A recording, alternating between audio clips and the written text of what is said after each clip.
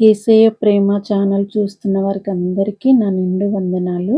ఈ ఛానల్ పెట్టడానికి ఉద్దేశ్యం ఏంటి అంటే, నా చిన్నతనంలో నా తండ్రి చనిపోయిన టైంలో నా తల్లికి చదువు రాకుండా ఉండేది. తను ఆదరణ కొరకు బైబిల్ తీసి అర్ధరాత్రి వేళ నాతో చదివించుకుంటుండేది.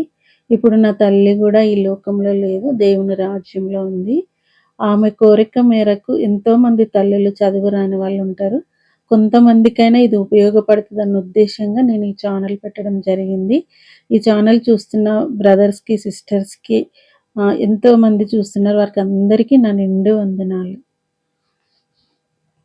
కీర్తనల గ్రంథము 1 అధ్యాయము 1 నుండి చివరి వరకు. దుష్టుల ఆలోచన చొప్పున నడవక, పాపుల మార్గమున నిలవక, అపహాసకులు కూర్చుండు చోటను కూర్చుండక, యెహోవా ధర్మశాస్త్రం నందు ఆనందించుచు దివారాత్రము దానిని ధ్యానించువాడు ధన్యుడు. అతడు నీటి కాలువల యోరన నాటబడినదై ఆకు వాడక తన కాలమందు ఫలమిచ్చు చెట్టు వలె నుండును. అతడు చేయనదంతయు సఫలమగును.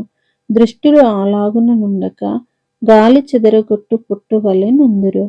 కాబట్టి న్యాయ విమర్శలో దృష్టులను, నీతిమంతుల సభలో పాపులను నిలువరు. నీతిమంతుల మార్గము యెహోవాకు తెలియను, దుష్టుల మార్గము నాశనమునకు నడుపును. దేవుడు తన పరిశుద్ధ లేఖనములను దీవించును గాక. ఆమేన్.